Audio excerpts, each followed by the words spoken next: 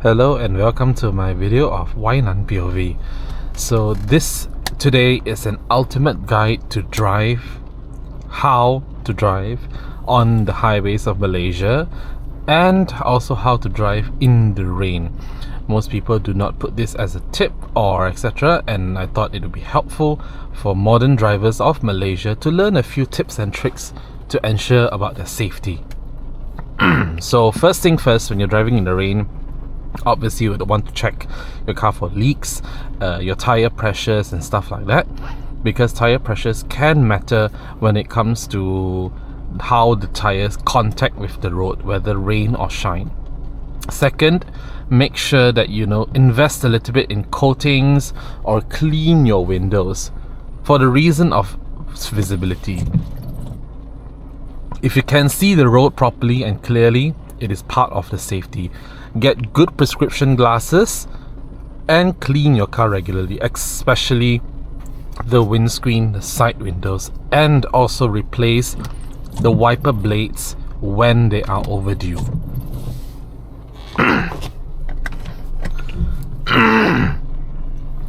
So let's go for a drive and let's see what to do.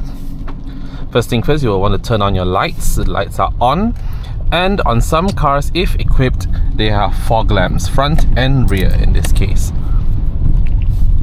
If you can barely see the road, it is good time for you to turn on the fog lamps.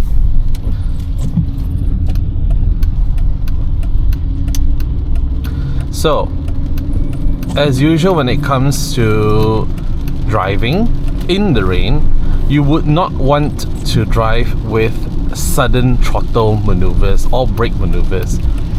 Try minimizing any form of sudden movements from the steering, for example, your throttle and your brakes. I have known that Malaysians, when it comes to driving, has a tendency to step on the throttle and then release and then step on the brake like that. Avoid doing any of that when it comes to raining situations. Second, good tires are extremely important. A good alignment and tire would save you hassle when driving in the rain.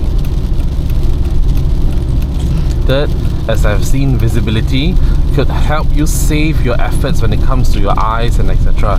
In fact, when it comes to driving on the highway, I barely need to turn on the wipers because the coating itself is going to repel the rain. Keep to a sensible speed, obviously. If your car cannot handle it, please keep to a sensible speed of below 110 km per hour or below 90 as you see fit.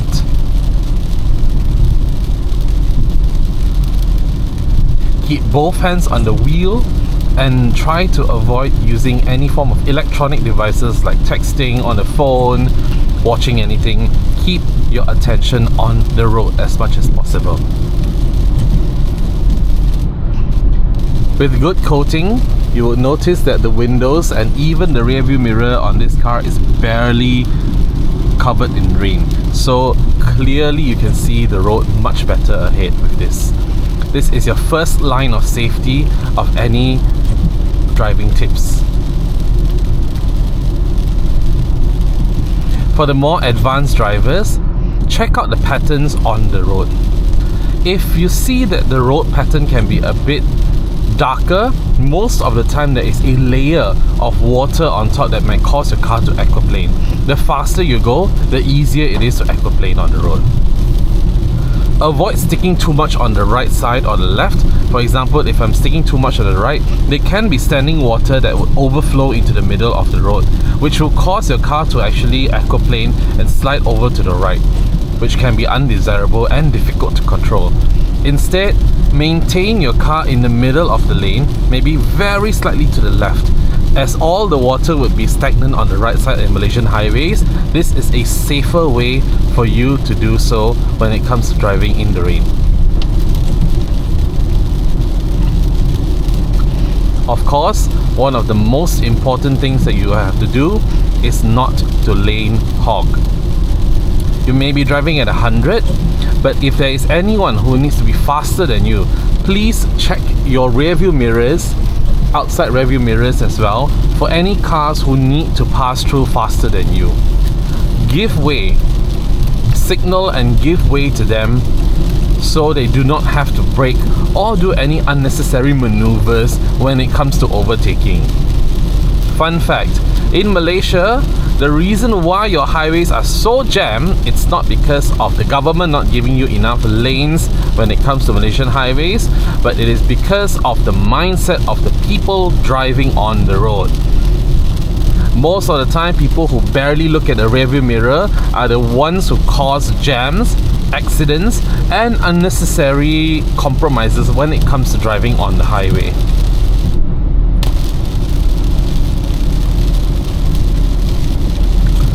An example would be here. If you notice, the roads are slightly on the darker side in the middle, and you can notice there is a thin layer of water collecting on the middle of the road because it is slanted, which means that the water is going to that direction.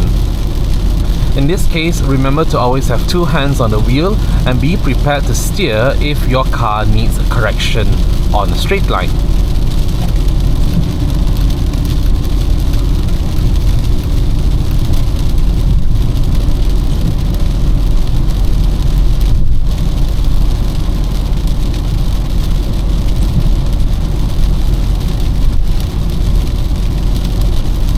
Another thing, please do take note and be aware of which toll lane that you are supposed to go to.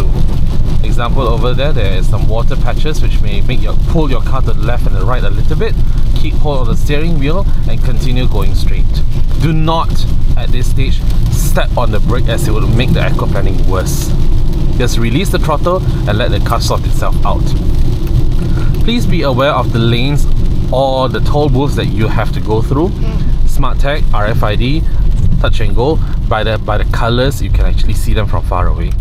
And ensure there is enough balance in your touch and go card so it does not create a line behind you.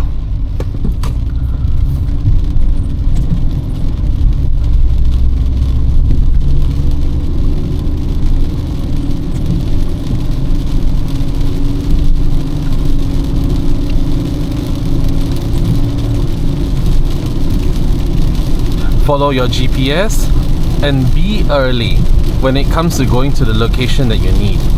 For example, I'll be going to Petaling Jaya, which means I'll be keeping left. Don't last minute change your lane all the way to the left or all the way to the right if you miss the turning.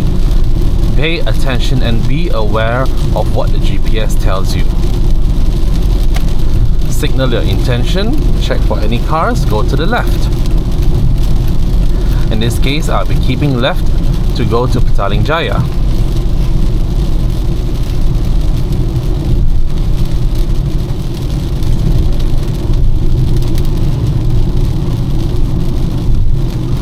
Always brake before a turn or slow down before a turn. Any form of sudden movements during a corner or braking in the middle of the corner may cause your car to act in dangerous ways. This is a merging lane. What you're supposed to do is step on it. Step on it until you can reach the highway speed. Check if there's any cars, and you shall merge the highway at the correct speed, so people do not have to wait for you or give way to you as you are supposed to accelerate to highway speeds. Not for the highway people to slow down to wait for your car to get up to speed.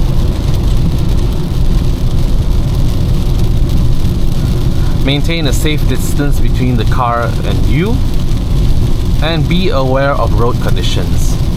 They may be standing water. If you can see standing water and splashing coming from other people's cars, it may be a sign for you to either slow down or be careful when it comes to the road conditions. My tip has always to have put my hands on the 10 to 2 position, so if there's any form of movement in the steering wheel, I have more leeway for myself to actually correct the car.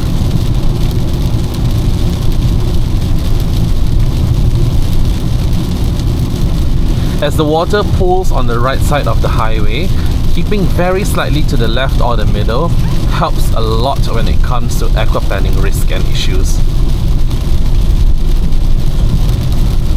Do be aware of heavy trucks like these, or even larger trucks, as because their crosswinds may push your car to the left or the right. a safe distance between you and a car in front. There was a speed camera over there, that's why I slowed down. And be aware of the car's movements, whether they are keeping left or right.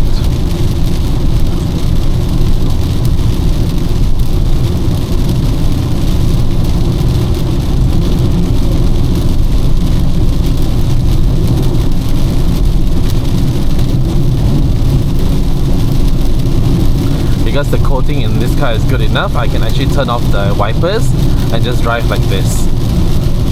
So please do clean up your windscreens and your glass. The visibility of the highway of your driving is the prime safety element when it comes to driving safe. If you want to signal and overtake, there are a few things to actually suggest an overtake. First thing first, what I normally do is signal to the right, to the car in front that I'm overtaking them.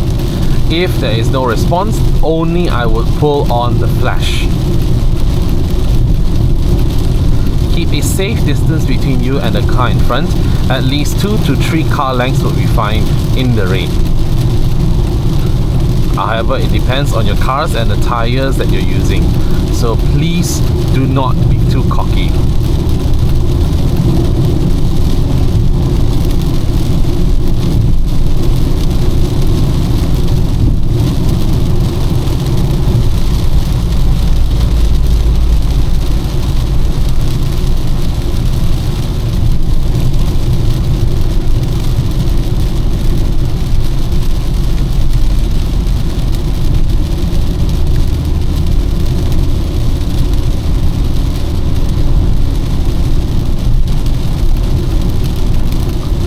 In this case, he isn't responding to the signal, so I would have to flash him once.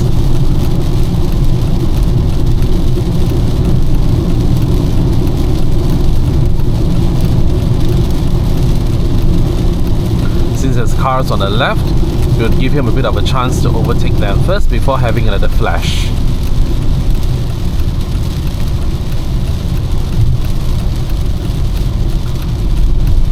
Now, at this point, I am not accelerating, I am just letting the car cruise and coast.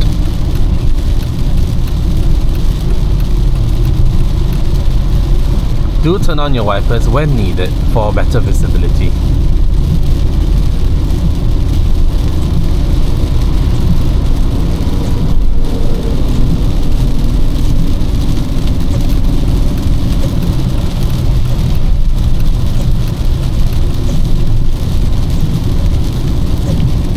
He seems to be overtaking the Myvi, so I'll be letting him to overtake the Myvi first.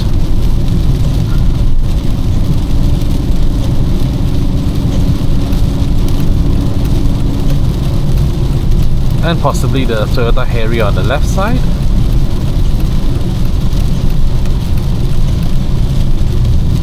Now he's signaling to the left and you're clear to overtake. So step on it, overtake the person. Thank you. In this case, after overtaking, make sure you can see the whole car in your rearview mirror before merging to the middle lane. You may be fast, but there would be people who may be faster than you. So do check your rearview mirrors constantly if there are any cars behind you. This way, people who are faster can overtake you immediately without slowing down, and which improves traffic flow. Let's say I'm overtaking the car in front. Before I go out to do an overtake, I will check my rearview mirrors, give a right signal, then I'm clear to go, accelerate, and overtake the car confidently and swiftly. Check if the car is behind your rearview mirror, completely behind your rearview mirror, then you can go to the left. The bad habit for Malaysians is when they overtake on the left or the right, they barely accelerate. Now, physics determines the speed of the car, right? If you're going 110, you are not able to overtake a car that's doing 110. You have to go going 120 or maybe above before you can overtake a car that's doing 110. So let's say a demonstration over here with a car in front. I would like to overtake the car in front. Let me check my rear. If it's clear to do so, I signal to the right. If I am doing 100 kilometers per hour or 110, it would take me a lot more time to reach the car in front before I can even overtake it. That is a very nice Subaru. So now that I'm doing 100, I can barely overtake the car. If I am doing 110, I'm still barely overtaking the car. If there's a car behind me, they will be annoyed because 3 of the cars here will be blocking the lane. So what you need to do is step on it, overtake this beautiful Subaru confidently, release your throttle after overtaking the Bezza in front. Then only you would release your throttle and go to the back to let the other people go. Physics has determined the speed of the car and we cannot fight the laws of physics.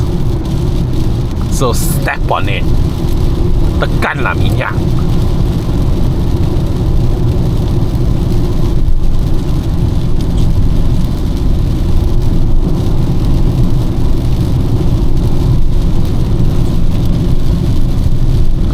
If at any time that you see a heavy truck or bus inching towards the middle of the lane or to your lane, you can give them a friendly flash of the high beam to remind them that you're there and you're overtaking, just for safety's sake.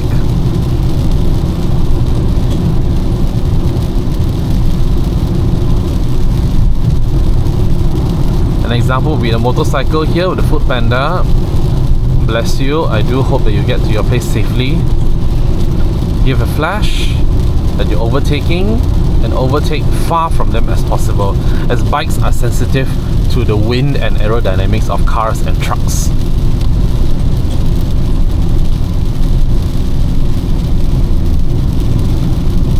So there is a car in front. Let's say I want to overtake, I signal to the right.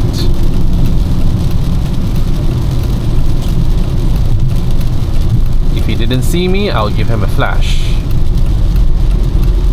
In this case, he is giving way to the left, but the lorry behind me is actually going faster than the car itself. So that lorry is forced to overtake on the 3rd lane of the highway. This is part of the reason why you shouldn't be hogging lanes. It is very difficult for a heavy vehicle like a lorry or a truck to increase their speed or to cruise at a certain speed once they have slowed down. Cars like the Mazda over there, who can barely drive 90 kilometers in the rain, should be on the left lane instead.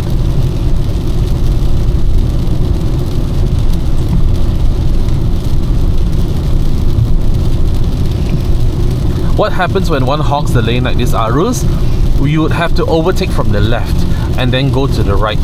So this means trucks cannot be consistently on the 3rd or the 2nd lane doing their supposed speeds, while cars like the Arus over there are doing way under the speed limit, should be in the middle of the lane so we can overtake without any fuss whatsoever. Unnecessary maneuvers like that is what normally causes accidents and hold-ups on the highway.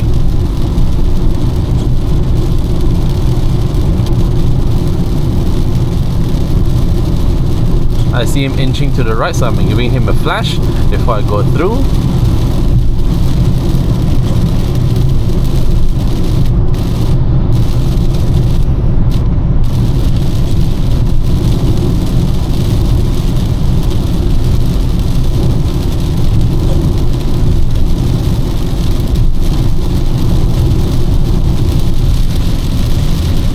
Do take note that no matter how fast I go on the right lane, I will always come to the 2nd when needed. This is so I do not hog any form of people who are behind me.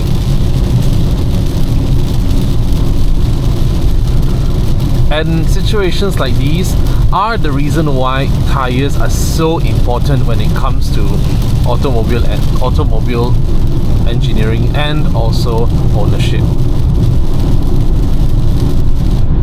At the speed that I'm doing, I am completely relaxed.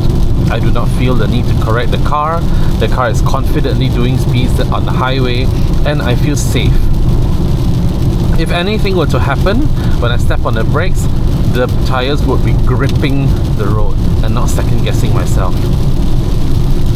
This is the reason why I've always mentioned to anyone, my friends and my clients, to always put good tires before anything.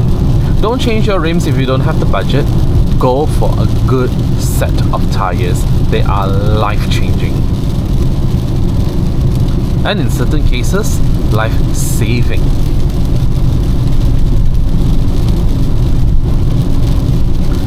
Another thing in the rain, do not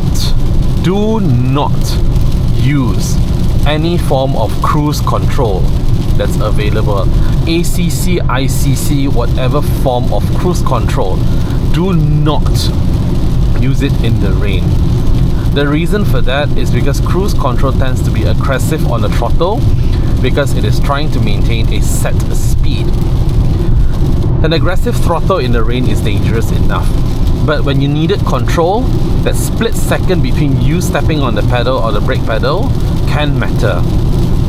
And because road conditions can be slippery and uneven, using cruise control may cause the car to easily spin out and also cause you even more loss of control issues. So be aware, be mindful, and be demure when it comes to driving. Not just in the rain, but in general. And if everyone can follow these simple rules of driving in Malaysia, we would minimize our jams a lot. So before I go off, please be careful while driving, follow the tips above, and you shall be having a much more pleasant highway journey in Malaysia. Drive safe, and I'll see you soon in the next video. See you guys, bye!